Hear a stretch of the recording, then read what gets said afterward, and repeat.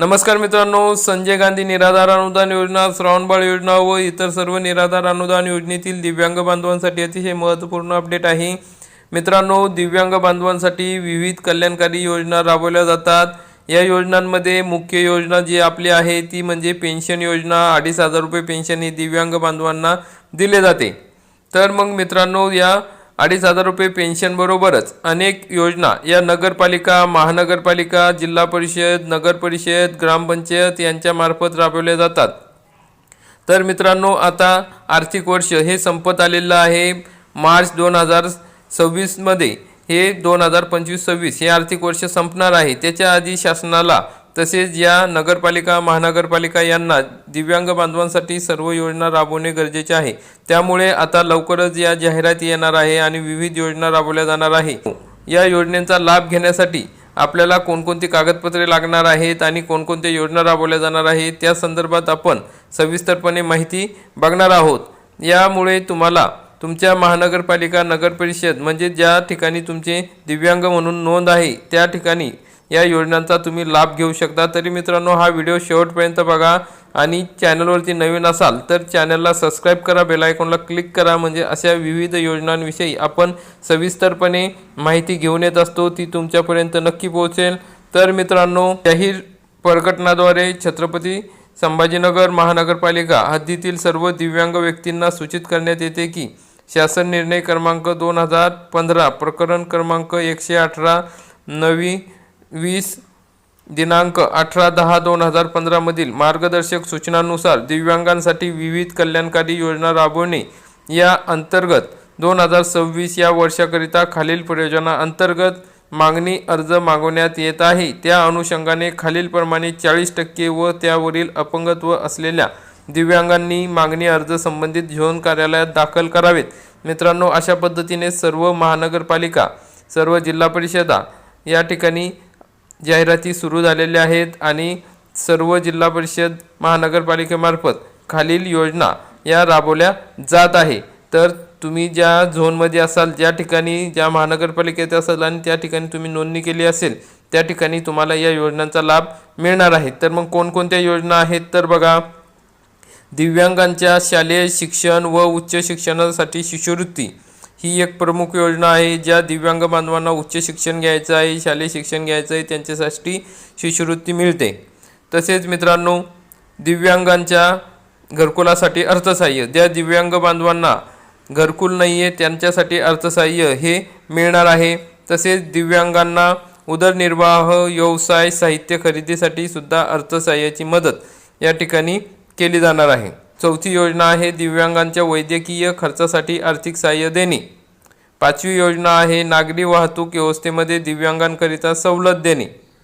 सहावी योजना आहे दिव्यांगांना स्टॉल उभारणीसाठी अर्थसहाय्य देणे। सातवी योजना आहे स्थानिक बस स्टॉप डेपोमध्ये व्हीलचेअरसाठी अर्थसहाय्य देणे। आठवी योजना आहे सार्वजनिक वाचनालयामध्ये अंध व्यक्तींकरिता ऑडिओ लायब्ररी निर्माण करणे। नववी योजना आहे मनपाच्या शाळांमध्ये दिव्यांग विद्यार्थ्यांसाठी सोयी सुविधा उपलब्ध करणे। दहावी योजना आहे दिव्यांगांच्या क्रीडा, चित्रकला, हस्तकला इत्यादी स्पर्धा आयोजन करणे।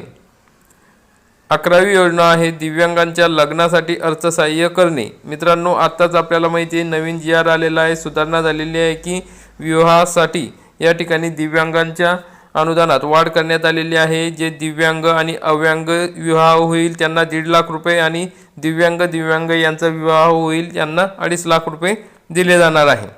तर मित्रांनो, 12वी योजना आहे की दिव्यांगांना पेन्शन योजना सुरू करणे। जशी संजय गांधी निराधार अनुदान योजनेतून दिव्यांगांना 2,500 रुपये दिले जातात, त्याच पद्धतीने महानगरपालिका, ग्रामपंचायत यांच्यामार्फत सुद्धा दिव्यांगांना पेन्शन दिली जाते, त्यांना पैसे दिले जातात, आर्थिक सहाय्य केले जाते।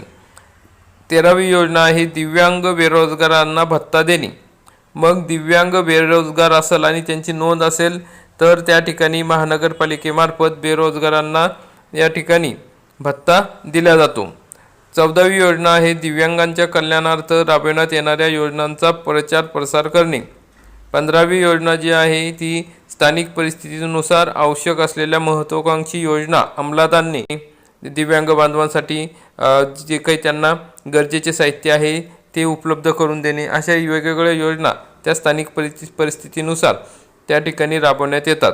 अशा पद्धतीने या वेगवेगळ्या योजना राबवल्या जातात. मग या योजनांचा लाभ घेण्यासाठी कागदपत्रांची गरज असते. तर मग कोणकोणते कागदपत्र या अर्जासोबत या ठिकाणी द्यावे लागतात, तर ते पुढील प्रमाणे आहे. तर तुम्ही झोन कार्यालयात नोंदणी केल्याबाबतचा पुरावा, तुम्ही ज्या परिसरात राहता त्या ठिकाणी अपंगासाठी दिव्यांगांसाठी झोन कार्यालय असते, त्या ठिकाणी तुम्हाला नोंदणी करणे गरजेचे आहे दिव्यांग म्हणून. मग दिव्यांग नोंदणी केलेली असेल त्याचा पुरावा जो काय असेल, पोचपावती असेल किंवा तुमचा नोंदणी क्रमांक असेल तो तुम्हाला देणे गरजेचे आहे. तसेच UDID कार्ड, प्रमाणपत्र, ओळखपत्र हे असणे गरजेचे आहे. UDID कार्ड नसेल तर तुम्हाला कोणत्याही योजनेचा लाभ घेता येत नाही. त्यासाठी तुम्ही UDID कार्ड काढून घेणे गरजेचे आहे. तिसरं जे आहे ते म्हणजे पासपोर्ट साईजचे 2 फोटो लागतील. चौथी जे आहे आधार कार्डची छायांकित झेरॉक्स लागेल.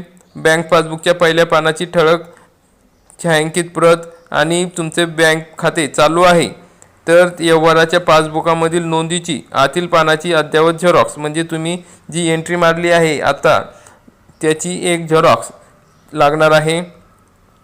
वय वर्ष 18 वर्षावरील असल्यास तर तुम्हाला निवडणूक ओळखपत्र या ठिकाणी लागणार आहे. मतदान कार्ड सुद्धा या ठिकाणी जोडणे गरजेचे आहे. तसेच चालू वर्षातील तहसील कार्यालयातील उत्पन्न व रहिवासी प्रमाणपत्र सुद्धा तुम्हाला जोडणे गरजेचे आहे.